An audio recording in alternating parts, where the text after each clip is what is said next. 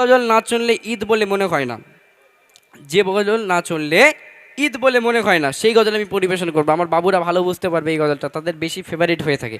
শুধু বাবুদের বলে নয়, এই গজলটা 8 থেকে 80 সবাই বলে এই গজলকে আমরা ভালোবাসি। এমন গজল, সেই গজলটা যদি না চলে ঈদ বলে মনে হয় না। কি গজল একটুখানি শোনাই, দেখেন।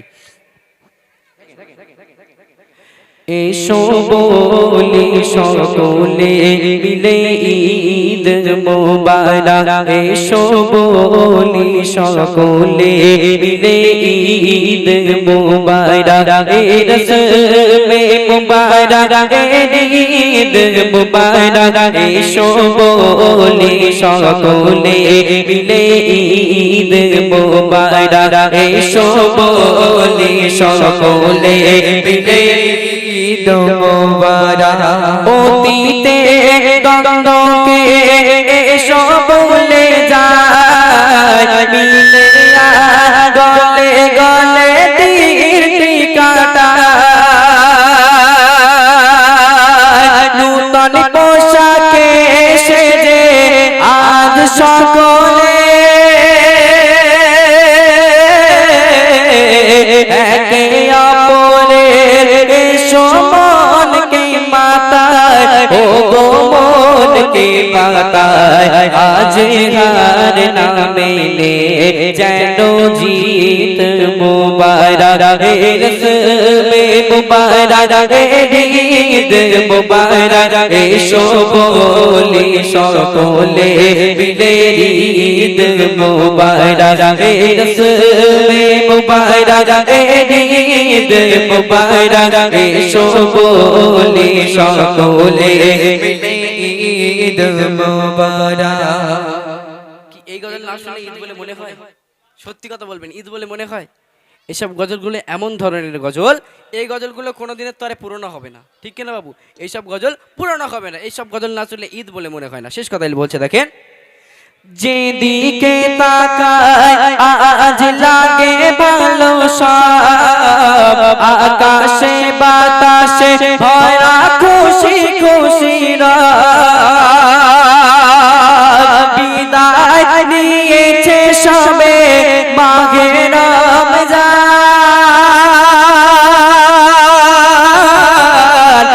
ঈদ নিয়ে এলো এই মহোৎসব, ও গো মহোৎসব, এলো খুশিতে ভরা এই ঈদ মুবারক, রসমে মুবারক ঈদ মুবারক, এসো বলি সকলে মিলে ঈদ মুবারক, এসো বলি সকলে মিলে ঈদ মুবারক, রসমে মুবারক ঈদ মুবারক, এসো বলি সকলে মিলে ঈদ মুবারক, রসমে মুবারক ঈদ মুবারক, এসো বলি সকলে মিলে ঈদ মুবারক, এসো বলি সকলে মিলে ঈদ মুবারক, এসো বলি সকলে মিলে ঈদ মুবারক।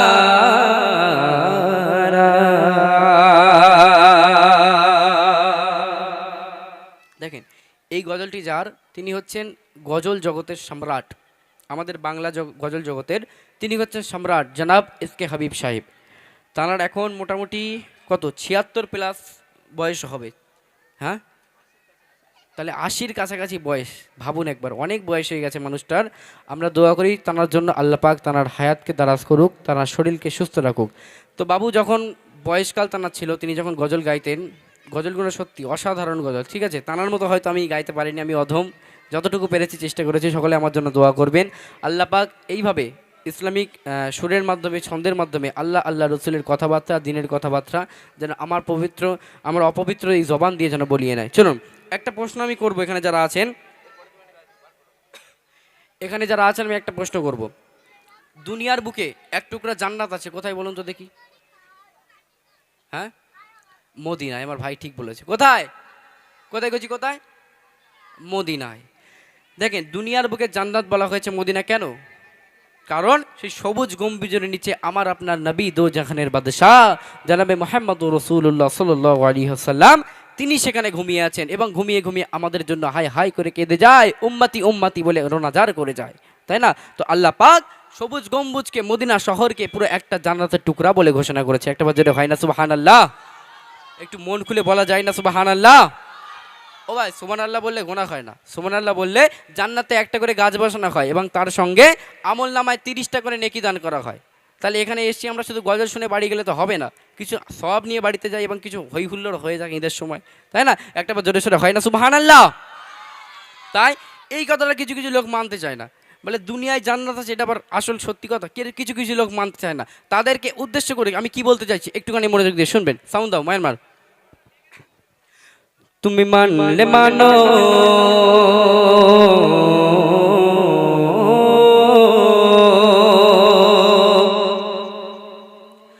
তুমি মানলে মানো, না মানলে মন মানো না। আশিকের আসল জান্নাত সোনার মদিনা।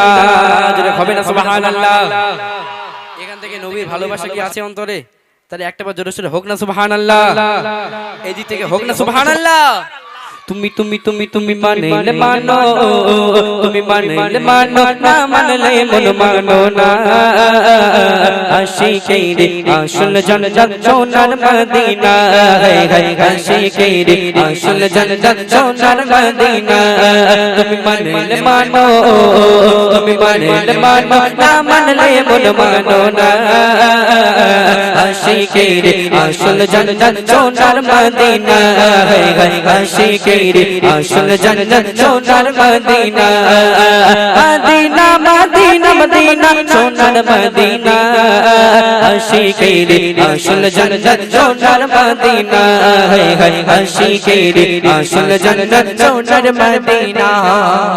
আশিক হৃদয়ে রাত ইশকের ইজারা,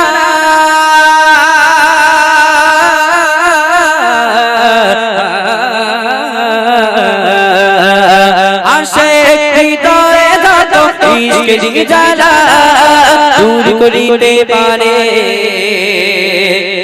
ওই মদিনাওয়ালা, ওই মদিনাওয়ালা। জোরে হবে না সুবহানাল্লাহ?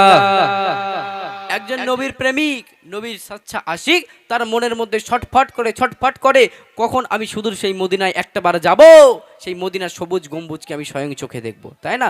সেই আশিক বলছে, দেখেন, আশিক হৃদয়ে যত ইশকের জ্বালা, আশিক হৃদয়ে যত ইশকের জ্বালা দূর করিতে পারে ওই মদিনাওয়ালা, ওই মদিনাওয়ালা, ওই মদিনাওয়ালা, ওই মদিনাওয়ালা, ওই মদিনা মদিনা।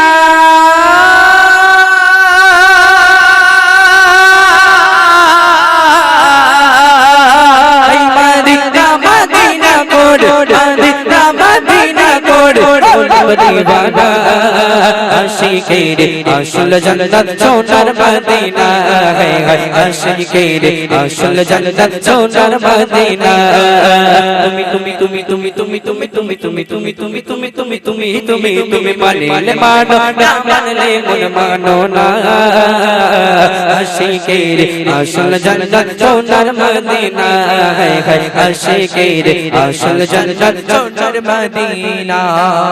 দয়ার নবী সাল্লাল্লাহু আলাইহি ওয়াসাল্লাম তিনি যখন মদিনা শরীফে পা রাখেননি, তাশরিফ রাখেননি, সেই সময়ে মদিনা শরীফ ছিল অলক্ষণের ভূমি। মদিনার নাম যদি কেউ শুনতো বলতো মদিনা শহর তো অলক্ষণের ভূমি, মদিনা শহর ভালো নয়। কিন্তু আমার আপনার নবী দো জাহানের বাদশাহ হযরত মুহাম্মদুর রাসূলুল্লাহ সাল্লাল্লাহু আলাইহি ওয়াসাল্লাম তিনি যখন মদিনার বুকে তাশরিফ রাখলেন, আল্লাহ পাক স্বয়ং মদিনার সম্মানকে বাড়িয়ে দিল। একটা বার জোরে হয় না সুবহানাল্লাহ? এখন যে গলায় জোর কমে গেছে, জোরে সোরে হয় না সুবহানাল্লাহ? কবি লিখছে, এক সময় ছিল মদিনা অলক্ষণের ভূমি,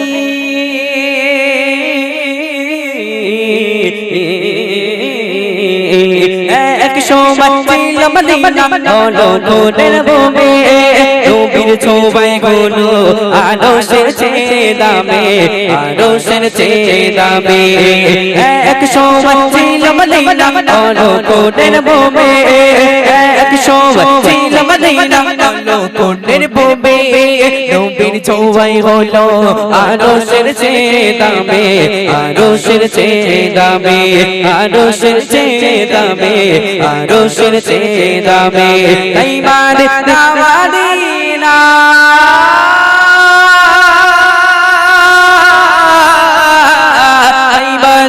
মদিনা করে মদিনা মদিনা করে দিওয়ানা আশিকের আসল জান্নাত সোনার মদিনা হে হে আশিকের আসল জান্নাত সোনার মদিনা তুমি মানলে মানো তুমি মানলে মানো না মানলে মন মানো না আশিকের আসল জান্নাত সোনার মদিনা আশিকের আসল জান্নাত সোনার মদিনা মদিনা মদিনা মদিনা সোনার মদিনা আশিকের আসল জান্নাত সোনার মদিনা হে হে আশিকের আসল জান্নাত সোনার মদিনা হে হে আশিকের আসল জান্নাত সোনার মদিনা নারে তাকবীর চলুন আপনারা রিকোয়েস্ট করতে থাকুন মনে মনে যাবো যখনই তখন যদি বলেন যে এই সর্বনাশ করেছে রে এই গজলটা একটু শুনলে ভালো হতো তখন কিন্তু গন্ডগোল হয়ে যাবে এখন বলেন তাহলে ভালো হবে আচ্ছা আমি একটা কথা বলি তাহলে লিরিক্সটা বার করুক আচ্ছা ইসলামিক মেহফিলে বলুন বা অন্য কোনো অনুষ্ঠানে বলুন মেয়েদের চাপ বেশি হয় না ছেলেদের চাপ বেশি হয় সত্যি কথা বাবুরা সত্যি কথা বলুন তো মেয়েদের চাপ বেশি হয় না ছেলেদের চাপ বেশি হয় মেয়েদের চাপ ভয় করছে নাকি মেয়েদের চাপ বেশি হয় তো নাকি মেয়েদের চাপ বেশি হয় কেন জানেন মোটামুটি মেয়েদের আড্ডাখানা কোথায় হয় কে বলতে পারবে হ্যাঁ কলের ধারে তো সব জায়গায় তো দেখতে পাচ্ছি ও তুমি ইউটিউবার তো সব জায়গায় যাবো মুখস্থ করে ফেলেছে বুঝতে পেরেছো আচ্ছা মেয়েদের আড্ডাখানা হয় কলের ধার পাড়ায় যে একটা কল থাকে মানে যে কল টানা কল থাকে ওই কলের ধারে গিয়ে এরা মোটামুটি থালা বাসন মাজে জামা কাপড় কাজে সব কিছু করে ওখানে গিয়ে ওর খবর সব ওই কলের মধ্যে এখন হঠাৎ করে একজন গিয়ে বলছে বলে এবু জানিস সে আমাদের না সে একজন মারা গেছে বলতে হ্যাঁ কখন যাবি ডাইরেক্ট বলছে বলে কখন যাবি বলছে এই দুপুরের পরে যাব বলছে এই খবরদার গাড়িতে আমাদের জায়গা রাখবে আমিও যাব বুঝলেন এখন কি করেছে পানিটা নিয়ে বাড়িতে গিয়ে যত রকমের ওর কাজ বাজ ছিল রান্না করা থালা বাসন মাজা জামা কাপড় পরিষ্কার করা যা ইত্যাদি কাজ হয় সব কাজকর্ম সেরে নিয়ে লাল টুকটুকে একটা শাড়ি পরে কানে সোনার দুল পরে চলেছে কোথায় কোথায় যাচ্ছে কোথায় যাচ্ছে মরা বাড়ি এখন মরা বাড়িতে যাবে কিসে একতলা হোক দুতলা হোক আর তিনতলা হোক গাড়ি হোক ঠিক আছে কোন গাড়ির কটা চাকা তাও দেখিনি ধুমধাম করে উঠেছে বুঝলেন এখন উঠেছে পারে তা ওঠ ভালোভাবে উঠে পারি গল্প শুরু কেরাম গল্প বলছে বলে এবু তুই কালকে রাত্রিবেলা কেনতিল কেন বল দিন বলতে আর বলিস না আমাদেরও ড্যাকরা লাতি মেরেছিল বলে কেন বলে তরকারিতে একটু লবণ কম হয়েছিল ওই জন্য বলে বউ কালকের কথা বাদ দে আজকে সিরিয়ালটা কেরাম হচ্ছিল তাই বল বলি বউ আর বলিস নে সেই নায়ক কি একটা বল দিকে চার এইরাম বড় হা করেছে সেই টাইমে কারেন্ট চলে গেছে বউ জানিস ওই সিরিয়ালটা দেখা হয়নি বলে আমার পেটের মধ্যে ঢুমুস ঢামুস হচ্ছে বুঝলেন এই সব ঘটনা তো ঘটনা বলতে বলতে গল্প সল্প করতে করতে তারা মরা বাড়িতে চলে গেল মরাবাড়ি যখনই পৌঁছে গেল এখন গাড়িটা থেমেছে গাড়ির থেকে নামার পরে দু চার কদম এগিয়ে গিয়েছে লাশ শোবানো আছে ডাইরেক্ট গিয়ে আচার খেয়ে কাঁদছে ভিড় ঠেলে আচার খেয়ে গিয়ে কাঁদছে কেমন কায়দায় কান্নার স্টাইলটা দেখুন কাঁদছে ও খালা তুই মরে গেলি খালা তুই আমার হাতে বিরিয়ানি খাবি বলি আমি তোরে খাওয়াতে পারলাম না খালা খালা তুই চিন্তা করিস নি খালা আখিরাতে খাওয়াবো কত বড় কথা কাল কিয়ামতের মাঠ যেই মাঠে আম্মাজান সন্তানকে চিনবে না স্ত্রী স্বামীকে চিনবে না সন্তান আব্বাজান আম্মাজানদেরকে চিনবে না আর সেই মাঠে ওনাকে খালারে খুঁজে খুঁজে বিরিয়ানি খাওয়াবে কত বড় কথা বলেন দিন নাকি এখন খালা কাঁদছিল পাশের ঘরে বসে বসে খালা তো আর সহ্য করতে পারলো না খালা দৌড়ে এসে বলছে বলে এই হতভাগী তুই দেখে কাঁদ আমি মরিনি মরেছে তোর খালু বুঝলেন তো ও তো জেনে যায়নি কে মরেছে না মরেছে ঠিক আছে ও তো গিয়েছে আন্দাজে ঢিল মারতে মোটামুটি দুটো ডাল আলু খাবার আশায় ঠিক আছে আচ্ছা ঠিক আছে কেউ ওঠাউঠি করবেন না অনুষ্ঠান শেষে তাবারকের ব্যবস্থা আছে সকলে তাবারক নিয়ে তারপরে বাড়িতে যাবেন ঠিক আছে আপনারা অনেকক্ষণ ধরে সাথ দিচ্ছেন আমার কমিটি ভাইদের তরফ থেকে, আমার তরফ থেকে সকলকে আন্তরিক শুভেচ্ছা এবং ধন্যবাদ জানাই। চলুন একটা এসকে হাবিব সাহেবের একটা বিখ্যাত গজল পরিবেশন করবে ইনশাল্লাহ। তারপর পরে আমার ভাই রিকোয়েস্ট করেছে সেটা পরিবেশন করবে ইনশাল্লাহ। আপনারা রিকোয়েস্ট করতে থাকুন, যেহেতু আমরা শেষের পর্যায়ে প্রায় চলে এসেছি। আর দুটো তিনটে গজল আমরা পরিবেশন করব, তারপর পরে আমরা শেষ করার চিন্তা ভাবনা করব। চলুন শুনতে থাকি একটি বিখ্যাত কালাম।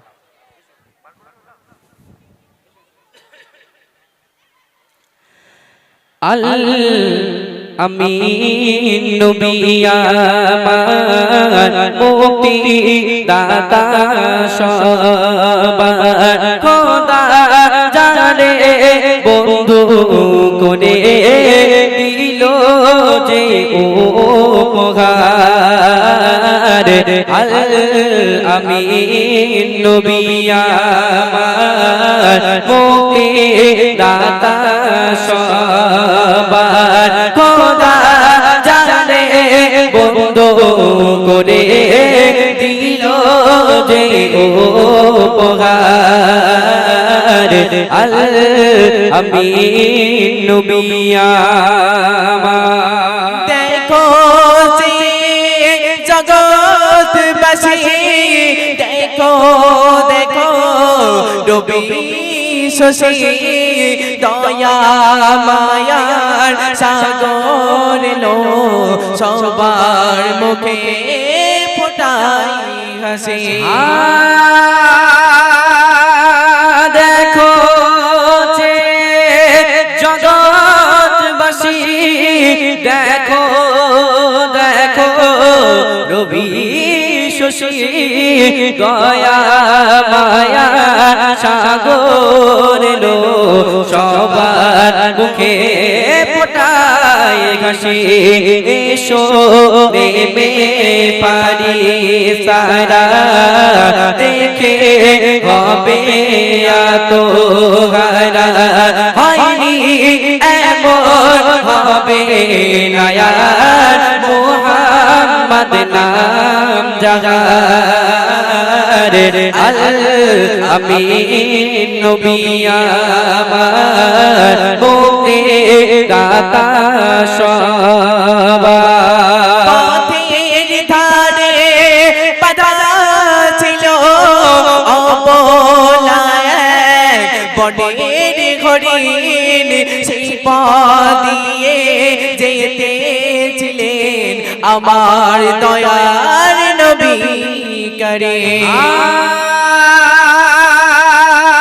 পথের ধারে বাধা ছিল অবলায় বনের হরিণ, যে পথ দিয়ে যেতেছিলেন আমার প্রিয় নবী করিম। ডেকে বলে নবীজিকে ছেড়ে দাও গো আজ আমাকে, কচি কচি বাঁচা আবার কাঁদে যে বেকারার।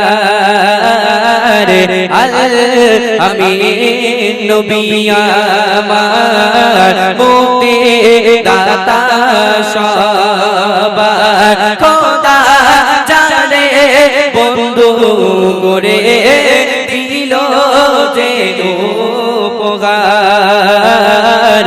আল আমিন নবী আমার দেখো যে জগৎবাসী, দেখো দেখো নবী শশী দয়া মায়ার সাগর লো সবার মুখে ফোটাই হাসি। এসো নেমে পারি সারা দেখে হবে তো হারা, হয়নি এমন হবে নায়ার মোহাম্মদ নাম জাগার।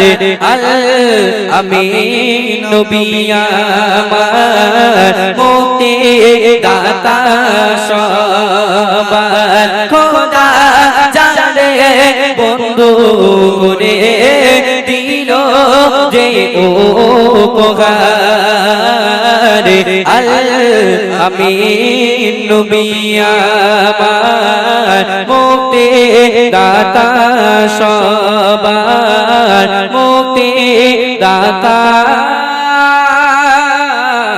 সবার